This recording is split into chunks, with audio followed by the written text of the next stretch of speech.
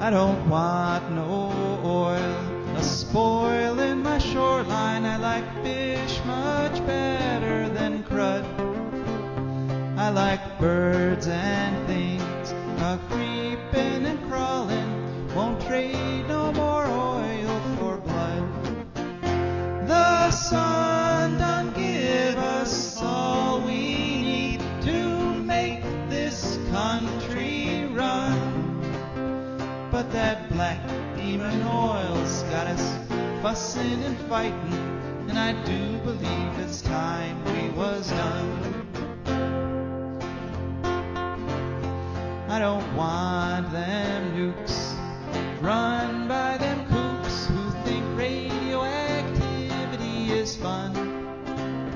No more three-headed frogs or kids with leukemia.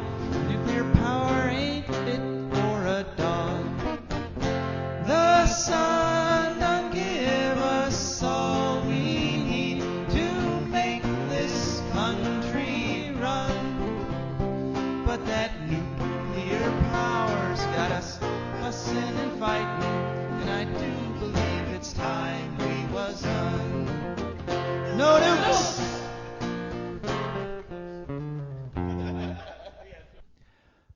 Good morning, Toledo, and good afternoon, Columbus, and hello to those of you listening on the internet, wherever and whenever you are. My name is Joe DeMare, and you have been fortunate enough to tune into For a Green Future. For a Green Future is a show where we talk about ecology and the environment, and we talk about them in the ways that they affect you, your wealth, your health, your happiness, since all our wealth and health and happiness is dependent on the base of having a healthy environment. And as you may know, I've been broadcasting the last few weeks from the Boston area. And it's very interesting because I've never lived this close to the ocean for so long before. And one cool thing, I could look out the window of the house where I'm staying and see the ocean. And it is different every day. It's like a radically different place every single day because the weather is affected so strongly by the ocean. We had some beautiful weather earlier in this week, but now it's this really deep, thick fog. I could barely see it across the street, and I definitely can't see across the bay, and it's just this gray kind of a thing, and it's appropriate at this time to kind of matches my mood right now because unfortunately I lost a good friend this past week, and I'm dedicating this week's show to him. His name was Neocles Leontis, and he was a good friend of mine down there in Bowling Green, Ohio. We actually were together. We helped found the Wood County Green Party. Disclaimer: I am a state committee member of the Green Party of Ohio, but I'm not speaking for the Green Party here. I'm only speaking for myself personally. And Neocles actually kind of went the other way politically. He decided to join the Democrats, and in 2019 he was actually elected to city council in Bowling Green, but he kept a lot of the same legislative goals that we were working on when we were Greens together. And we didn't let our political difference eliminate our friendship. That's often, that happens too often in our society, that people get political differences and they drop friends. They separate themselves from each other, and they could lose a lot of personal richness in their lives by eliminating friendships and even cutting family members out of their lives because of politics. And ideally politics is supposed to be a debate. It's supposed to be everyone on all the sides are supposed to be working to try to discover the truth and then try to base our policies and laws on that truth. That's ideally what politics is, and Neocles definitely believed in that ideal of politics, and he was always part of him always had very hard time believing that people couldn't see the basic science behind a lot of policies. And I think I actually interviewed him on the show back in February of 2019, and I went ahead and sort of edited that interview and pieced it together to give just a few minutes, just like a 5-minute taste of what that interview was like. And I think it gives an accurate impression of Neocles. You could hear the optimism, you could hear the certainty. You know, he was always certain that he was doing the right thing, and you know, I'm really going to miss him. So, Russell, if you could go ahead and play that. And in the meantime, while he's queuing that up, if anyone wants to call in at 866-240-1065, it's 866-240-1065 on any sort of environmental or ecological question, you'd be welcome. But especially today, I'd like to know if there's any listeners out there who remember Neocles Leontis and would like to share any kind of memory with the radio audience. If you want to play the... as I said, I'm professor of chemistry at Bowling Green University. I've been there for 32 years, and I've been following city politics for the last 10, 15 years. We've made a lot of progress. Bowling Green really is a leader in municipal renewable energy. We recently installed one of the largest municipal solar fields in Bowling Green. I'm running because we need to take things to the next level. As a professor at Bowling Green, I've seen that a lot of our students, especially our foreign students who come here, they often don't end up in the best housing. Bowling Green has to make an effort to really improve their housing, as has been done in many other college towns. And this is really a win-win thing. This is about providing greater comfort, lowering costs, and we're talking about all renters, not just our students, which is, of course, an important part of our population, but also we're talking about our young families with children who, at this point, are renting because of what they can afford for housing. And the fact is, in Bowling Green, we can do better. And what is the issue here? The issue is that we're wasting. We're asking our young families to pay more than they should for utilities. It's literally taking dollar bills and burning them and letting the smoke go out the top. And when we have uninsulated apartments, which we have many, Columbia Gas tells us about 3,000 housing units in Bowling Green are substandard with regard to insulation. Wow. That costs people on limited incomes unnecessary costs, and they're also uncomfortable. We have many children in Bowling Green going to bed cold at certain parts of the month because their parents have to choose between food and paying the utility bill. We also know from Salvation Army, which makes a great effort to help people, that the leading cause of homelessness is when people get behind in their utility bills, and then that can lead to eviction. So this is all linked together, and it has to do with the well-being of our whole community, because money that we're putting up in smoke through our chimneys is money that's not available for people to improve their lives, to spend in town. So our merchants are also hurt by this. So the business community really should rally around this. We have more when everyone has more. The job creators in any community are the consumers. They're the ones that buy the products. And that's an important thing for our business community to keep in mind. Yeah, and that's one of the key things that we're always harping on for the green future, is that the green future is actually a future where you're going to be wealthier. You're going to have more disposable income because you're not paying as much out to the gas companies and so forth. So you believe that government has a role in creating this green future, right? You believe that with all through the history of the United States, progress has come with leadership from government, working with scientists, working with entrepreneurs, working with people from all walks of life. Right. But the leadership has to come from the government. That's how we got our highway system. That's how we got the railroads. That's how we got the one. So, Joe, we were talking about this on the way in the car when you were. And I really like the name of your show, For a Green Future. But I want to emphasize for your listeners that that's the only future. If we don't create a green future, and we have a book here called Drawdown, which provides a roadmap on how we can do that with all the different solutions we have to implement, and we literally have to implement all of them, there will be no future for humans. We will literally make this planet uninhabitable for humans if we do not start making these measures. We do not. The environment is not a luxury.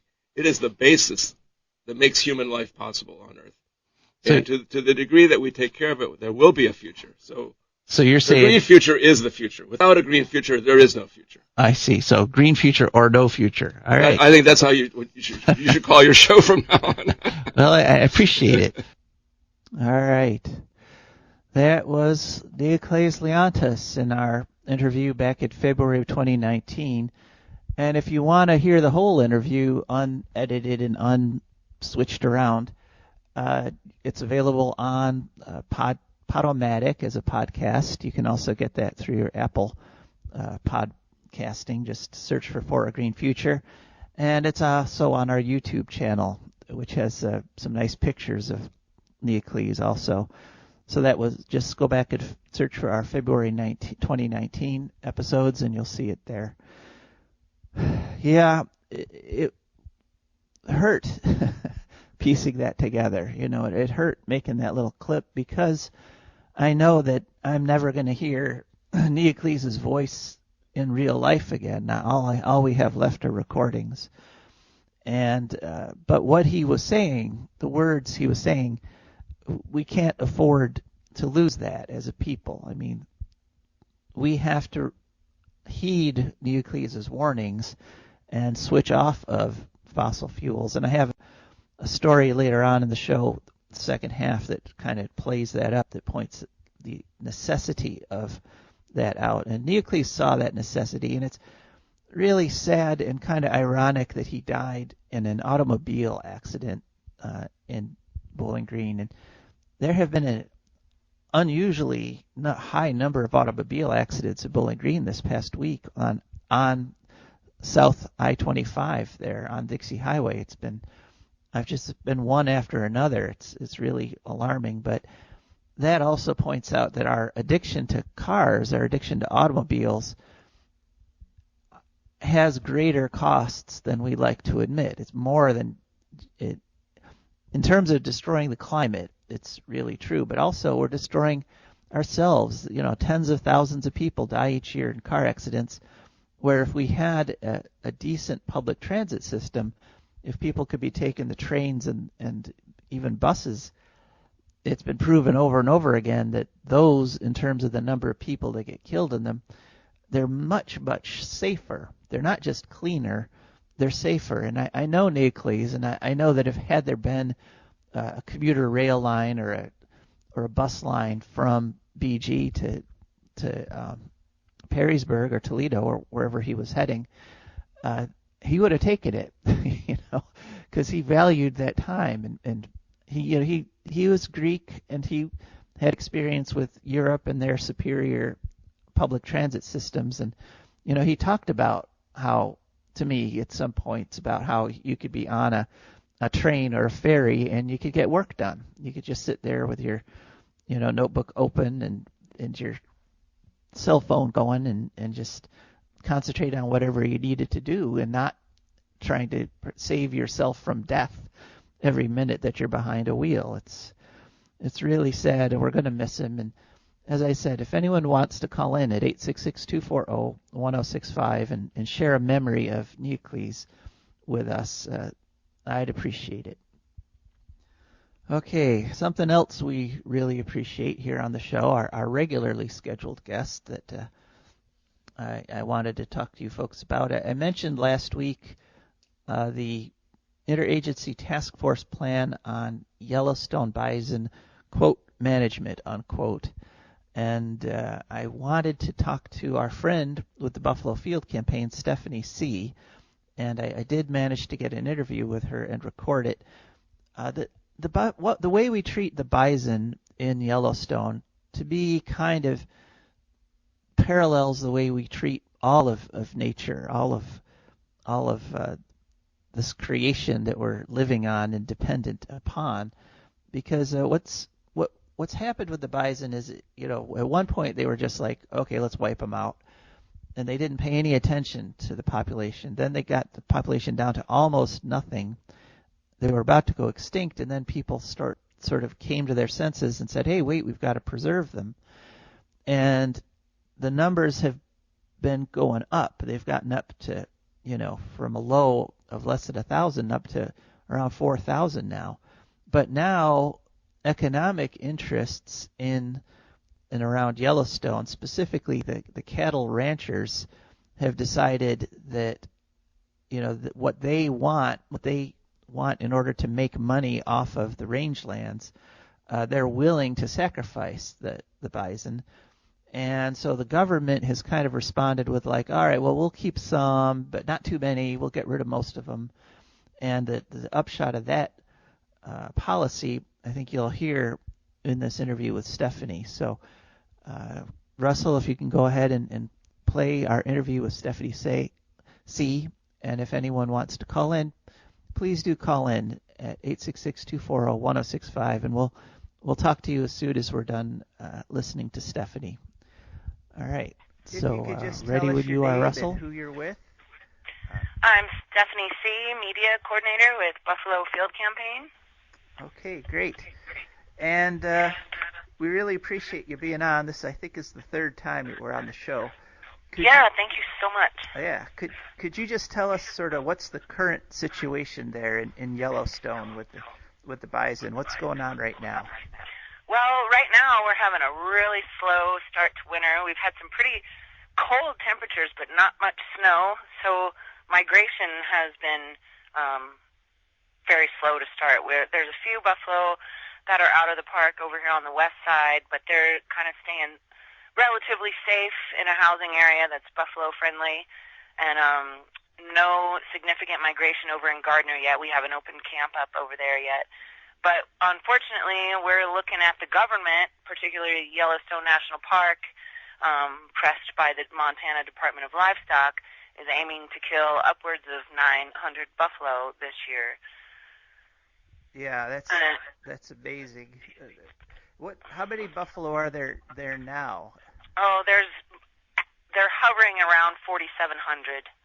So, which is, when you consider 70 million once upon a time and 4,700 now, and these agencies are saying, oh, that's just too many. It's ridiculous. That's called declining baseline, which is normalizing worsening conditions. And the buffalo occupy less than 1% of their historic range. They're ecologically extinct throughout their native habitat, and they are, without question, not being federally recognized, but without question, they are indeed in danger of extinction. Yeah, and taking out almost a quarter of the remaining population in one season, that's kind of catastrophic, isn't it? It is. It's asinine, and it's irresponsible. It's just grossly irresponsible for especially Yellowstone National Park, who's supposed to be the caretakers of this most unique and special herd, the last continuously wild population on the planet, and yet they are just bending over backwards, as usual, to Montana's livestock interests and aiming to kill hundreds and hundreds again this year. Yeah. Well, let's back up a step or two. So you mentioned that the migration hasn't started yet. Could you just give us a quick rundown of what that annual migration is, where they go, and why? Sure. So bison, buffalo, as we like to call them, are a migratory species. They're the native bovine to the North American continent, once spanning almost the entire continent from Mexico to Canada, Virginia to the eastern edge of Washington State. They move with the seasons and the availability of forage, of food, and they are now essentially confined to Yellowstone National Park, which is a very high elevation. It's a volcano. It's a caldera, and it's got, you're sometimes at 8,000 to 10,000 feet. And when the snows come, they get extremely deep in the park. And while buffalo, as an Ice Age mammal, are well equipped to handle cold weather and snowy conditions, when the snow gets almost as deep as they are tall, it makes it really hard for them to find food. And so they have to seek lower elevation habitat in order to get to those life-giving grasses. And when they do that, there are currently two migratory paths that they take. One is west, which takes them into Montana's Hebgen Basin, West Yellowstone, and the other is north, which takes him into Montana's Gardner Basin. And both of these places are in Montana, and Montana is a very heavily livestock industry influenced state, and the livestock industry views buffalo as competitors for grass. And so they come up with all these different excuses of why buffalo shouldn't be allowed to be in the state. And so when the buffalo do migrate into Montana, they're met with gunfire, they're met with being hazed into capture facilities, they're being met with hazing operations that push them off the ground that they choose to be on, and other nefarious plans. So buffalo, while they are more native than Montana itself, they are not welcome here by the people who currently live here. And so there's a continuing war that is still being waged against wild buffalo. Yeah, I attended the online meeting they had last week where they were... The Interagency Bison Management Plan meeting? Right, yeah. I watched that online, and I was kind of dismayed by what they were planning they were going to do. And there was a lot of talk about this trap that they've got set up. Uh-huh. Could you tell us a little bit about what this trap is and what it does? Yeah, this trap, it's called the Stevens Creek Capture Facility, and it's an enormous industrial strength, veritable livestock corral that is located within Yellowstone's boundaries on the north side of the park in the Gardner Basin. And it's located in a migratory path so that it's very convenient for the Park Service to essentially funnel buffalo who are migrating to lower elevations.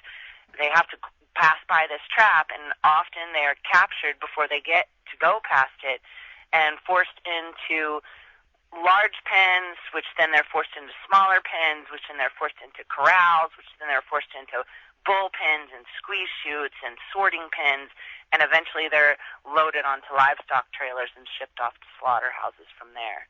And there's an enormous 7-mile closure, public land closure, around this trap. So when we're on patrol, we're looking through spotting scopes to get a glimpse of what's going on in there. Yellowstone does not want people to see what they're doing to these buffalo. We have been able to, through litigation, get them to offer media tours, which are totally choreographed, so you're not even seeing the worst of the worst.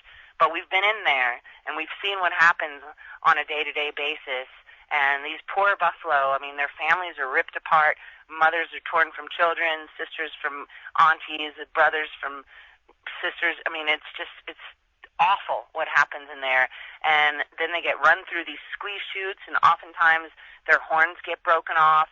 They're manhandled by biologists who take their blood and weighing them and sticking their hands in places they never should be, and then they're put into these sorting pens with, all these little orphan yearlings in one pen, all these pregnant mamas in another pen, all these young bulls in another pen, just families ripped apart, and there they wait.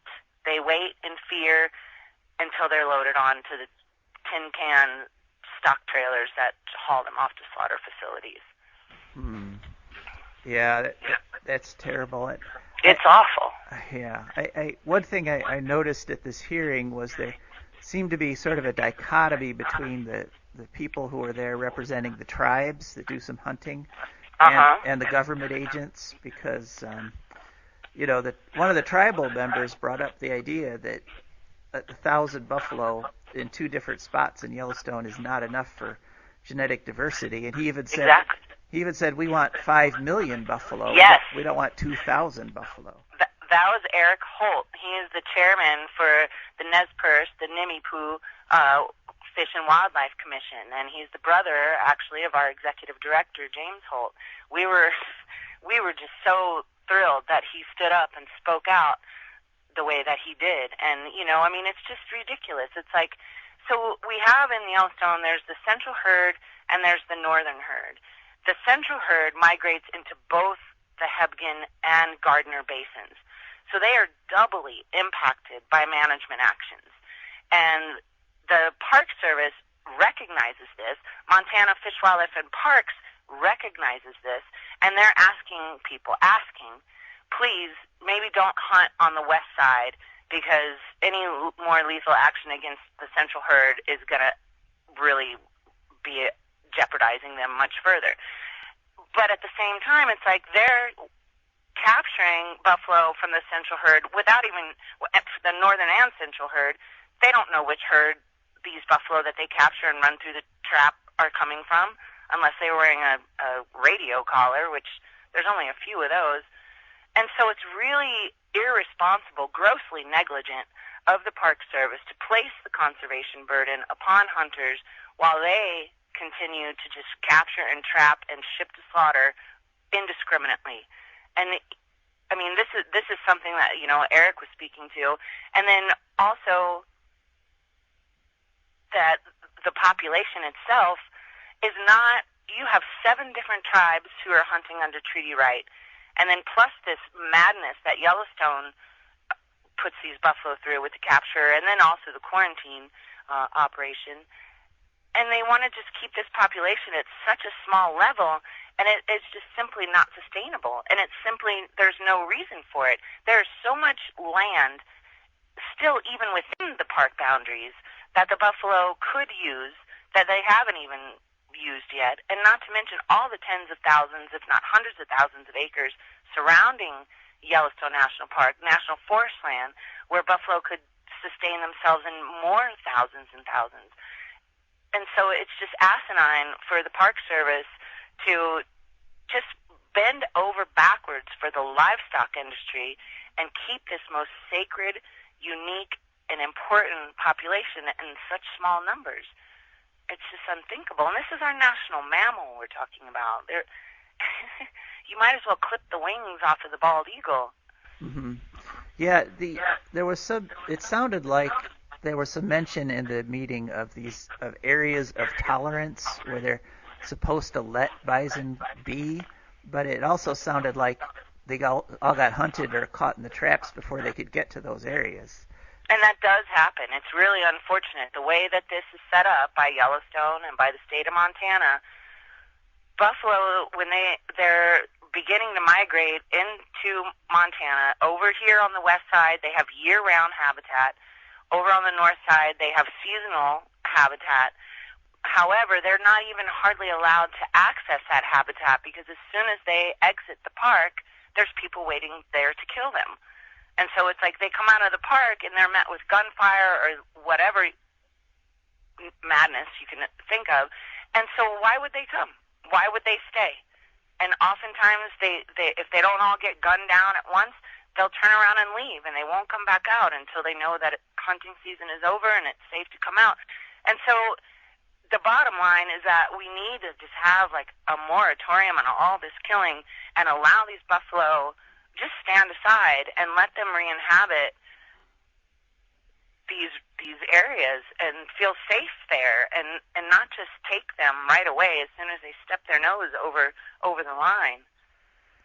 And so they're not able to fully occupy these granted habitat areas, these so-called tolerance zones, because humans are interfering with all of that. Every time they step across the park boundary, something gets in the way.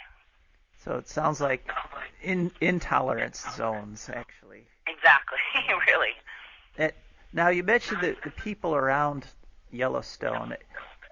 Correct me if I'm wrong, but I've been getting the impression that over the years, because this conflict has been going on a long time, It seems like more and more the people around Yellowstone in greater numbers are actually getting on the bison side. They are. There's no doubt about it. There are more and more people all the time. I mean, especially if you could come around here to the west side. I mean, we've got subdivisions that have, like, they post all their street signs have little buffalo cutouts on them. They've got, like, no hunting, harassing, or feeding of wildlife with a buffalo image on it. And buffalo safe zones that we provide in the community are put up in most people's yards. There's a living classroom of coexistence that is happening here, especially in West Yellowstone.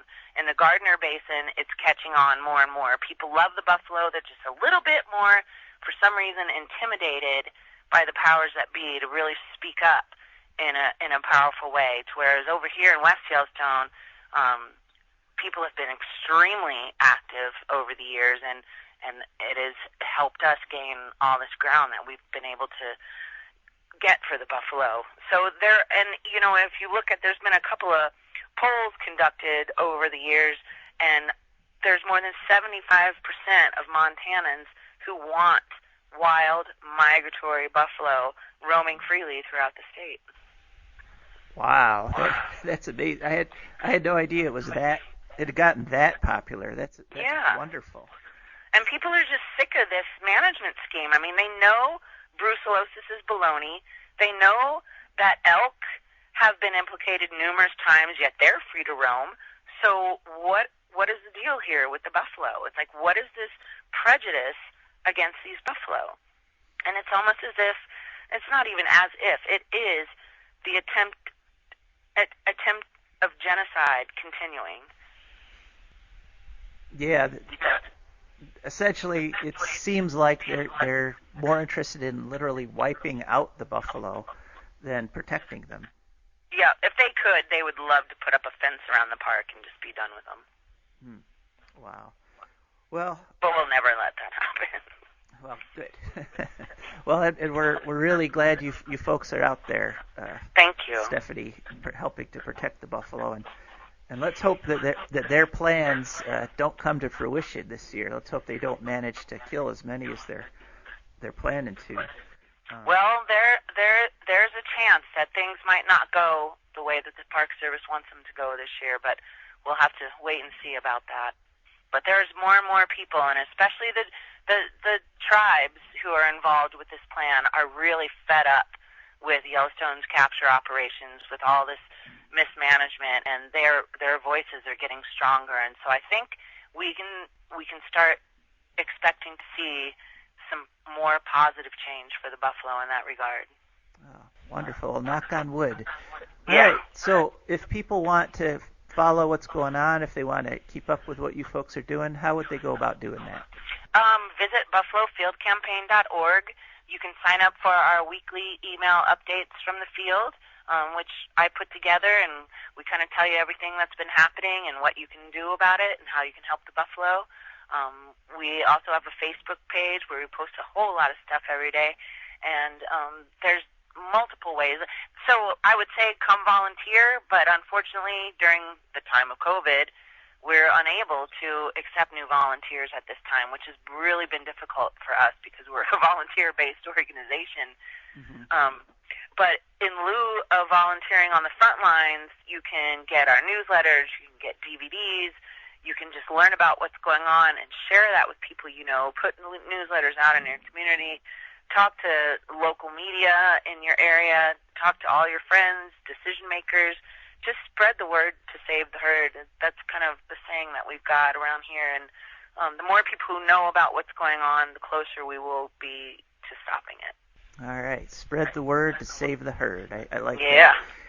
And I just want to say that you call it the field, but the field is, I spent a week with you folks there a number of years ago, and the field is some of the most awesome and beautiful terrain in the world, I think. Gorgeous.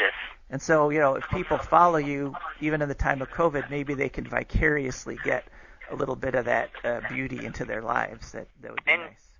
We'll write about it. We'll take pictures. We're going to start doing more live feeds on our Facebook so people can get a little bit closer to where we are and what we're doing. But yeah, we do. We live in paradise. We're totally blessed. Even with all the sad and horrific things we see happening, we are blessed with just splendor and magnificence every day in this ecosystem, and it's an honor to be here standing with the buffalo. All right. Well, Stephany, thanks so much for this interview. Thank you. All right. And thank you all, folks, for listening, because, this is the kind of information that people need to find out about, but they but they often don't because this stuff gets crowded out of the national news when really it's important that we know what's going on with our last wild bison herd in the United States. Rebecca, have you joined us? Hello. Hi, welcome. Hi Co-host Rebecca Wood. How are you? Yes, thank you. I feel a little fancy today. I could use some ginger. Ginger, all right. Yeah, it's good stuff. My wife drinks a lot of ginger tea. And as well she should, apparently. Yeah. Oh, do you have some information about ginger you'd like to share with us? I do. I was trying to look it up because, gingerbread, holidays, and, I got as far as discovering that, I already knew this, that gingerbread in Germany is translated Lebkuchen, which means either life bread or love bread. And then, it's a flowering plant. It's from Southeast Asia, which interested me because that's the same place the red jungle fowl comes in, which is the ancestor of all domestic chickens. So I thought that was really cool because, you look at a chicken, you think of it as the most sort of common, ordinary, domestic, wholesome thing in the world, natural to North America. No, it's a jungle animal. And if you look at the picture of the red jungle fowl, like just sort of, stalking through the jungle, doing its jungle fowl thing, it looks like a chicken. It pretty much looks exactly like a chicken. And you don't realize, like, if you look like a whole little flock of them in all their different colors, they're very exotic looking, in fact, Mm-hmm. So if you enjoy ginger-flavored Szechuan chicken or whatever, then thank some Neolithic dude in Southeast Asia, probably, who put that combo together. But yeah, they're apparently related to the turmeric and cardamom plants. And the edible part that we usually use for a spice is actually a rhizome, which looks like a root, but actually an underground stem, in fact. I did not know that. I knew plants had them and they spread that way, You can make ginger you can make it into a powder, an oil, a juice, lots of other good things, and it's good for so much stuff, Joe. That was all I could find out about ginger plants because I got permanently sidetracked on the health benefits, which apparently there are studies which suggest or in some cases prove all of these benefits.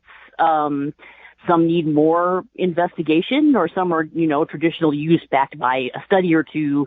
But yeah, there's reason to think that it's good for, oh my gosh, it's great for your digestion. It's really good for nausea caused by chemo, morning sickness, etc. Good for heartburn.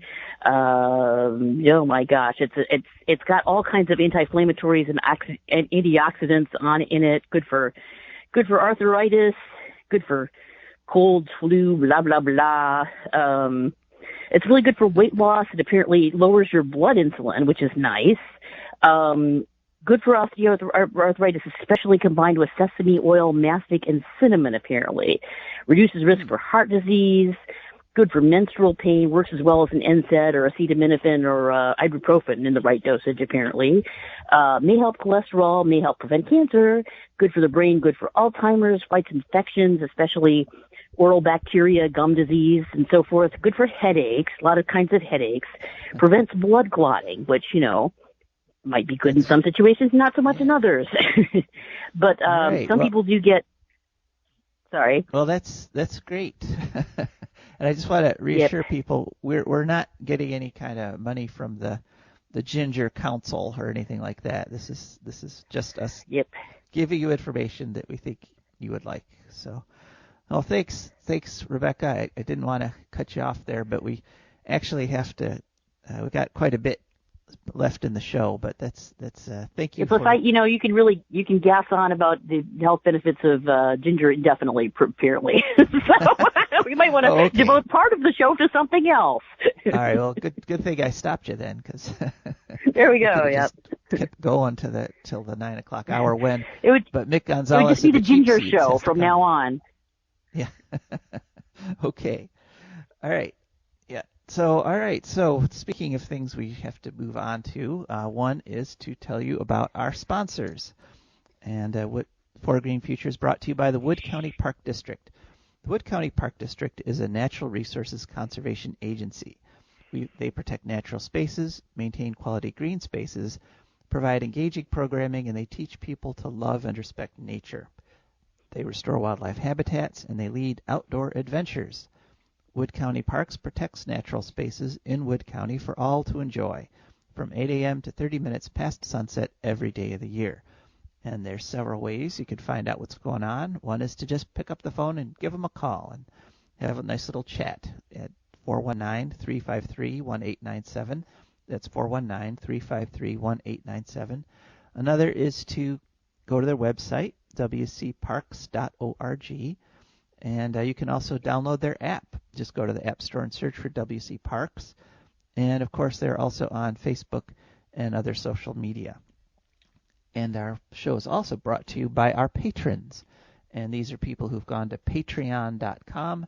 They searched for For a Green Future, and there they saw our page, and they picked a level of membership that they can afford. And every month, a little bit comes out of their checking account and comes into ours.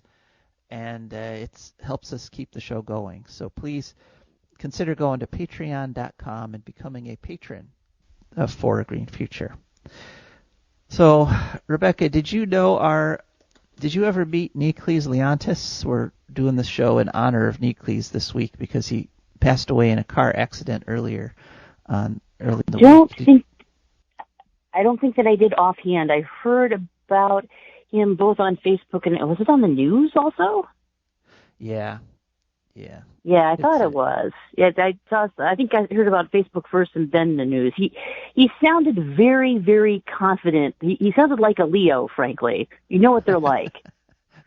He may well have been. I'm not sure about that, but yeah. They're all right when they use their powers for good, though.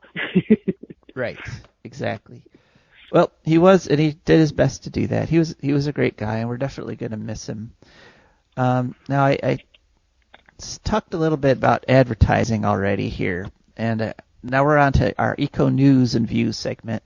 And there's an ad I would like you folks to listen to, and give us your opinion on that at 866-240-1065. As you know, Rebecca, I drive a Chrysler Pacifica plug-in hybrid. You might have mentioned it once or twice before. Yes, and again, I have to say, disclaimer, I'm not getting paid to do that, or we're not getting any kind of compensation or anything. I just love it. It's true. I just love he likes it. He's like this in ordinary conversation, brings the thing up every 5 minutes. I'm not kidding. Not every 5 minutes. I mean, when it's appropriate, you know. Like I have a People red say car, I exaggerate if I a little. see something red, I'm going to bring up the van, Yeah. obviously. Clearly, yeah. But Chrysler has not really put a whole lot into promoting this car, which seems strange to me since it's such a wonderful car. And then I heard they've come up with a new ad, and this makes me wonder if Chrysler actually wants anybody to buy this car. So I made a recording of it, and the image is, you could sort of picture it yourself. This is a game show setting. And there's like a big Chrysler Pacifica in the middle up on a pedestal like a prize at a game show. And Russell, do you have the recording ready? Go ahead and play it when you're all set up, whenever you're ready. Welcome back to Why Don't You Drive a Hybrid? Our next question is, why don't you drive a hybrid? Ooh, too expensive? Quite the opposite. With a Pacifica Hybrid, you get up to a $7,500 tax credit. I know. Driving range. Ooh, very wrong. Like 520 miles wrong. The correct answer to why don't you drive a hybrid is because I suck. I suck. Yeah. We were looking for because I suck. Good night, everyone. So, I don't know. That's good. I like that. It's very blunt. Yeah, I don't know. I mean, how effective is it to insult the people that you want to buy your car? Is this a bold advertising move, or is this one of those that Chrysler would just assume people didn't actually buy their car? I don't know, but what do you think? I think it's funny. I think that it fits with the younger people's sense of humor. I think people will like it. Oh, okay. All right. Well, good. I don't drive a hybrid, and I thought it was funny. All right. Well, good. I'm glad. I'm somewhat reassured there, because we do need to switch over to hybrids, as plug-in hybrids, and we need to switch the electrical grid over to non-carbon. And if we do that, we just might survive. So, all right. That was one thing I wanted to talk about. Another, I have to give an update on our legislation here in Ohio. As you know, we had Pat Morita on last week talking about House Bill 104. There's no specific update on that one. Apparently, the sudden attention to the fact that the Ohio State Legislature was going to create a law that would turn Ohio into a nuclear waste dump, the fact that people actually looked at it and noticed they were doing that, apparently the legislators have kind of run off and crawled off and kind of hidden House Bill 104. Diggity. But there is another well, bill. They should. Yes, there's another bill that they're not. Apparently, some of them are not ashamed of, as they should be, and that's House Bill 798. And what House Bill 798 does is it pushes the House Bill 6, the repeal of House Bill 6, or the fee that House Bill 6 is supposed to charge all of us. All it does is push it back 1 year. And so it could not be a more clear law that says, maybe if we just delay this long enough, everyone will forget about it and we'll be able to get away with it. That's let's get away with House Bill 6 law, House Bill 798. And unfortunately, that is picking up some steam in the legislature, according to Pat Morita. She sent out an email. So if you don't like House Bill 6, that is, you don't want money added to your electric bill to support coal and nuclear power, call your legislator and tell them to vote no on House Bill 798, which is the, let's hope we can get away with House Bill 6 law. So, honestly, they have no conscience but what we inflict on them, Right, yeah, but sometimes when you do catch them at it, sometimes when you say, this is ridiculous. They're more what they call shame-based and not guilt-based. It's not internalized in any way. Right. When you get caught, they just don't want to get caught at it. Right. So we need to catch them with House Bill 798. We have to show them, you've been caught. You're not going to get away with that one. All right. Moving on. There's unfortunately I have some bad eco news to mention, and that is that with the whole COVID thing, there was a huge drop in human activities that put CO2 into the atmosphere. And many of us were hoping, including a lot of scientists, that this would get reflected in the actual levels of CO2 in the air. Unfortunately, it's not. We've been looking at the raw data coming in from the Mauna Loa Carbon Dioxide Observatory, and what happened is that CO2 we didn't put into the air was offset by the CO2 that was put into the air by things like the California wildfires, the tundra catching fire in Alaska and Siberia, and the other stuff. Things that we have triggered as I've said before, we're in a positive feedback loop. The things that we're putting CO2 into the air, and that causes more CO2 to get put into the air by other sources.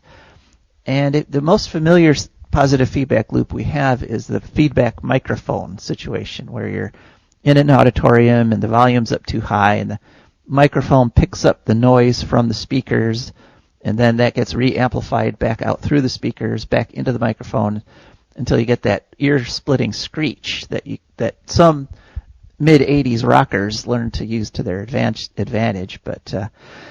But if you cover the mic, but you don't cover it completely, if you've got like some gaps between your fingers or something, once you get the feedback loop going, unless you completely cut off the feed, unless you completely stop the microphone input, it's going to keep going. Even if there's just a little bit now getting through the microphone because of the sort of momentum you've created with all the energy in the system. So what we found here, what we learned this year, is that the partial cutback, because it was a significant drop, but it was still just a percentage. It was like a 25% drop in human-created CO2.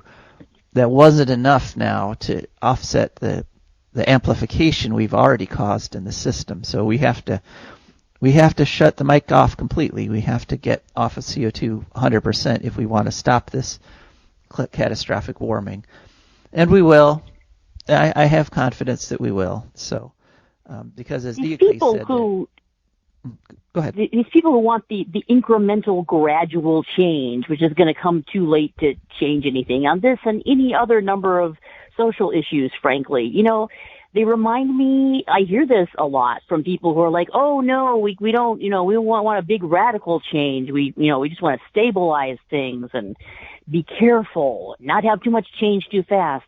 Well, you remember who said that historically? It was the pro-segregationists during the civil rights movement. They were all, oh no, you can't disrupt Southern culture this quickly. It'll just upset them and make them all resentful and it'd make everything worse. And, that line of, we need to wait until a few more generations have suffered and died under this business. And, you like Martin Luther King, you're always saying how people ought to demonstrate peacefully. Well, maybe you should listen to the thing that he said about, no, that's not okay. Injustice needs to be stopped now, including all kinds of injustice.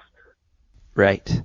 Absolutely. So, but in a little bit of kind of good news, in the vein of that gradual improvement you're talking about, that some people are hoping for, GM was part of a lawsuit that the Trump administration has brought to the Supreme Court.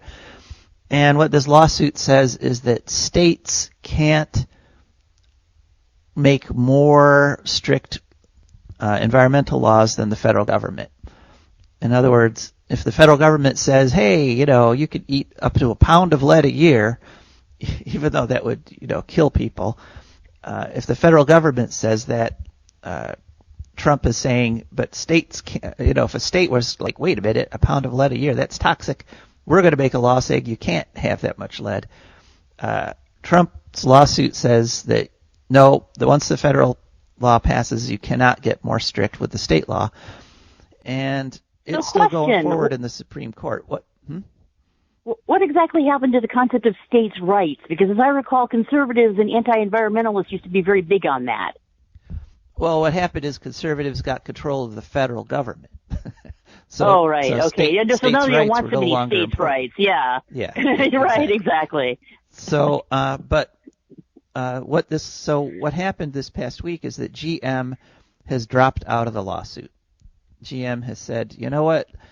If California wants to have stricter CO2 laws, let them have them, and we'll make cars that don't put out less CO2. And it's just like you say, it's one of those gradual steps, but it is a step in the right direction. So it's worth noting that happened, because up till now they were with Trump. They were like, yeah, no, we can't have strict environmental laws anywhere. So these steps in the wrong direction anyway. Right, it's not a step in the wrong direction. Which I did want to mention that slightly, and that is that a lot of times we're losing sight of what winning versus not losing means. Right. Winning is different from not losing. If Trump loses this lawsuit and the Supreme Court says, you know what, states can have stricter environmental laws, that's not really winning, because that's the situation already. That's just not losing. Right. It's vital that we don't lose. It's vital that we don't let the federal government dictate to us what pollution we have to accept. But right now, winning would be if we actually did stricter environmental laws and stopped CO2. That would be winning. All right. And we have to win to survive. Yes, so we must win to survive. How do we know that, Joe? How do we know we're going to win? Because, Rebecca, every week we get a letter from the future, from my great-great-granddaughter, living in the year 2300. Okay, here's this week's letter. Dear GGG, it's hard to believe there's only 2 more letters after this one, and I have to stop writing you. Just as it's hard to believe Michael and I are finally getting married. I'm passing through my days feeling like I'm in some kind of play or movie, but I know it's real. I want to be sure to thank you, Great-Great-Grandpa, for the fact that you will continue to write me, even though I have to stop writing you. The trunk with your letters to me isn't even half empty yet, and I'm looking forward to opening and reading them all. Michael and I have also had to thank thousands of other people this week. As you know, I have a tremendous following on social media. Literally tens of thousands of them have been sending us wedding gifts. We've pleaded with them to stop, but the presents just keep coming. In addition to the embarrassment of riches, it's actually become a logistical problem. There just isn't room on our scientific base to store all this stuff. The gifts range from drawings by little children, tons of winter gear, heirloom furniture. The biggest gift so far, a private solar-powered dirigible. Michael and I have actually opened up a shop in Zapoliarny whose sole purpose is to re-gift some of this stuff to the community. Members of Igor's Sami tribe have been coming into town just to share in this bounty.